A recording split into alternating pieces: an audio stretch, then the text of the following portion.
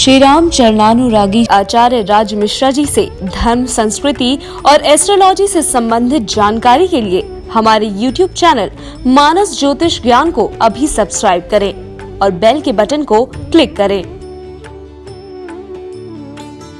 जय श्री राम। बहुत बहुत स्वागत है आपका आपके अपने YouTube चैनल मानस ज्योतिष ज्ञान में। मैं हूं आपके साथ आचार्य राज मिश्रा। सितंबर 2020 किस प्रकार रहने वाला है राशि कुंभ के लिए, इसी पर आज चर्चा करने के लिए हम आपके सामने उपस्थित हुए हैं। तो कुंभ राशि के जातक बड़े ध्यान से सुनिए अपने 2020 के सितंबर महीने के बारे में और प्लानिंग कीजिए 2020 सितंबर का। मैं अच्छी चीज़ों के साथ शुरुआत करना चाहूँगा आपके लिए इस कार्यक्रम को।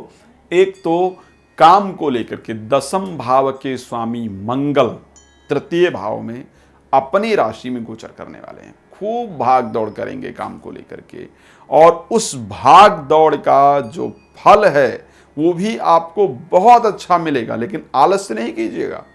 इस माह आलस्य करेंगे तो दिक्कत होगी। और शास्त्र भी कहता है आलस्य कुतो विद्या, अविद्यस्य कुतो धनम, अधनस्य कुतो मित्रम, अमित्रस्य कुतो सुखम। जिसके पास आलस्य है उसके पास विद्या नहीं है, जिसके पास विद्या नहीं है उसके पास धन नहीं है, और जिसके पास धन नहीं है उसका इस संसार में कोई मित्र नहीं है। तो आपको आलस्य बिल्कुल नहीं करना है। इस महीने खूब भाग दौड़ करना है, मेहनत करना है, रिजल्ट आपके कदम जरूर चूमेगा। लेकिन एक चीज और कहना चाहूंगा भाग दौड़ के साथ साथ, तृतीय भाव में जो मंगल है ना वो मेष राशि में गोचर करेंगे। मेष राशि मंगल की खुद की ही राशि है, लेकिन अग्नि तत्व तो मंगल भी है, अग्नि तत्व तो राशि भी है, और तृतीय भाव भी करीब करीब पराक्रम का भाव माना जाता है। अब ये तीनों चीजें मिलाकर के ओवर कॉन्फिडेंस होने के लिए आपको तैयार करेंगे। तो जल्दबाजी में कोई काम नहीं करना है। ये भी शास्त्र कहता है कि बिना विचारे जो करे सो पाछे पछताए, काम बिगाड़े अपनो जग में होत हंसाए। तो जल्दबाजी में कोई काम नहीं करना है। कोई भी कार्य करने से पहले बहुत अच्छी तरह सोचिए, विचारिए, फिर जीवन में आगे बढ़िए। देखिए आपको सफलता जरूर मिलेगी, कार्य आपका जरूर बढ़ेगा। नया चीज प्रारंभ करने चाहते हैं तो जरूर रिजल्ट प्राप्त होगा। इस समय महीने के करीब आधे समय तक सूर्य सप्तम भाव में स्वराशिगत गोचर करने वाले हैं। एक तो अगर जीवन साथी के साथ बहुत लड़ाई झगड़ा इत्यादि हो रहा है तो लाल कपड़े पहनना बिल्कुल बंद कर दीजिए। लाल कपड़े नहीं पहनेंगे आधे महीने तक। और उसके साथ अगर शादी तय हुई है तो बहुत सोच समझ करके बातचीत करेंगे। सूर्य अलगाववादी ग्रह कहा जाता है, तो शादी इत्यादि तय हुई तो हो सकता है कि तोड़ने का काम जरूर करे।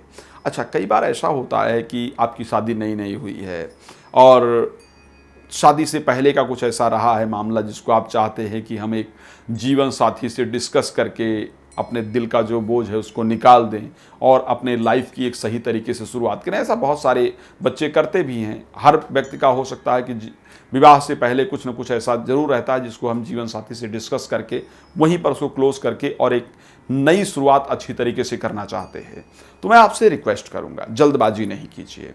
जब सूर्य का परिवर्तन हो जाए ना, आधे करीब 15 तारीख के बाद अगर कोई ऐसा कुछ है जिसको आप जीवन साथी से डिस्कस करना चाहते हैं, जिसमें आपको लग भी रहा है कि शायद जीवन साथी का रिएक्शन क्या होगा, खराब भी हो सकता है, अच्छा भी हो सकता है, तो करीब 15 तारीख के बाद उस पर आप डिस्कस कीजिए, आपको अच्छी सफलता प्राप्त होगी। अच्छा, अब कुछ ऐसा काम है, लग रहा है कि बार बार आप काम कर रहे हैं या कर रही हैं तो उसमें असफल हो रहे हैं, सोच रहे हैं किसके माध्यम से कैसे काम करें। तो अगर कोई नया काम करने जा रहे हैं या करने जा रही हैं तो इस बार जीवन साथी को उसमें आगे रखिए। जीवन साथी को आगे रखिए तो आप देखेंगे उस कार्य में आपको बहुत अच्छा रिजल्ट प्राप्त होगा। अब कैसे आगे रखिए? कई बार है कि वो जीवन साथी बिजनेस इत्यादि करने के लिए कैपेबल है तो हम उनको आगे रख सकते हैं। लेकिन कई बार ऐसा कि जीवन साथी बिजनेस करने के लिए कैपेबल नहीं है, वो नहीं कर सकते हैं अच्छा या नहीं कर सकती है अच्छा, तो क्या करना है, उनसे थोड़ा धन ले लीजिए और उस धन को लेकर बिजनेस में लगाइए, या सिर्फ उनका बिजनेस में नाम रखिए, उसके बाद अपने आप को आगे बढ़ाइए। या फिर पूजा इत्यादि कर रहे हैं काम करने से पहले तो जीवन साथी को उस पूजा में जरूर आगे रखिए। तो ये सब चीजें जो है वो आपके कार्य की सफलता की दिशा को तय करने वाले हैं। अच्छा, पंचम भाव के स्वामी बुध का गोचर अष्टम भाव के अंतर्गत पहुंच गया है। अष्टम भाव धोखे का भाव है, अष्टम भाव षड्यंत्र का भाव है, पंचम भाव के स्वामी वहां गोचर कर रहे हैं। अब यहाँ एक बहुत बड़ी दिक्कत होने वाली है, ध्यान रखिएगा। जिन मित्रों पर आपका बहुत ज्यादा भरोसा है, जिन दोस्तों पर आपका बहुत ज्यादा भरोसा है, वही धोखा देने वाले हैं। तो इस माह उनसे सावधान रहिए। अगर उनसे सावधान नहीं रहेंगे तो इस माह धोखा प्राप्त करेंगे और फिर आप परेशान होते रह जाएंगे, फिर बाद में पछताने से कुछ होने वाला नहीं है। तो यहाँ पर हमें खास सावधानी की आवश्यकता होगी। जो महिलाएं गर्भवती हैं, इस माह विशेष ध्यान रखने की आवश्यकता है। इस माह एक तो शनि के मंदिर इत्यादि मत्था टेकने ना जाएं, शमशान भूमि के रास्ते से ना जाने का प्रयास करें। यदि जा रही हैं और उस रास्ते पर ऐसा है तो उस रास्ते को छोड़ने का प्रयास करें। ऐसे किसी स्थान पर ना जाएं जो जंगल इत्यादि है, वन इत्यादि है, ऐसे रास्ते पर ना जाएं। कारण क्या है? अष्टम भाव एक नेगेटिविटी का भाव है। अष्टम भाव अंधेरे का भाव कहा जाता है। अष्टम भाव षड्यंत्र, जादू, तंत्र, टोना इत्यादि का जो भाव है वो कहा जाता है। भूत प्रेत इत्यादि का भाव कहा जाता है। तो यदि पंचम भाव का स्वामी अष्टम भाव में जाकर विराजमान है और आपने कोई ऐसी चीज की, आप किसी ऐसे रास्ते से गई इत्यादि, तो ऐसे कंडीशन में निश्चित रूप से वहां से नेगेटिव एनर्जी आपके साथ होगी और आपकी गर्भ की सुरक्षा के लिए बेहतर नहीं है, बहुत नुकसान देने वाला हो सकता है। तो ये हमें एक विशेष रूप से ध्यान रखने की आवश्यकता है। अब और जो विशेष चीजें हैं उस पर हमें क्या करना होगा? भाग्य का 90% साथ मिल रहा है। कोई भी महत्वपूर्ण कार्य करने जाएं तो पीला कपड़ा जरूर पहनकर जाएं। पीला कपड़ा पहनकर कार्य करने जाएंगे तो एक अच्छी सफलता प्राप्त होने वाली है।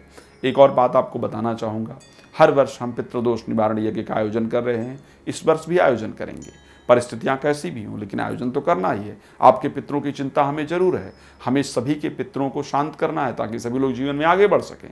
तो हम पितृदोष निवारण यज्ञ का आयोजन करेंगे। यदि आपको अपने पितरों की शांति इत्यादि कराना है, पितृ पूजन इत्यादि कराना है, तो ऐसी परिस्थिति में संस्था का नंबर दिखाया जा रहा है, आप प्लीज़ उस पर कॉल करके अपना रजिस्ट्रेशन करवा लीजिए ताकि हम आपके पितरों की शांति कर पाएँ और आप जीवन में आगे बढ़ पाएँ। वेबसाइट पर विजिट करके बहुत सारी जानकारी प्राप्त कर सकते हैं। टेलीफोन नंबर दिखाया जा रहा है। हो सकता है कि आपको बहुत कुछ जान ना रहा हो, मैं बहुत कुछ नहीं बता पाया हूँ, तो आप नंबर पर संपर्क करके अपने विषय में जो भी जानकारी प्राप्त करना चाहते हैं, करना चाहती हैं, वो कर सकते हैं। आज के लिए इतना ही। फिर एक नए कार्यक्रम में आपके सामने हाजिर होऊंगा। जय श्री राम।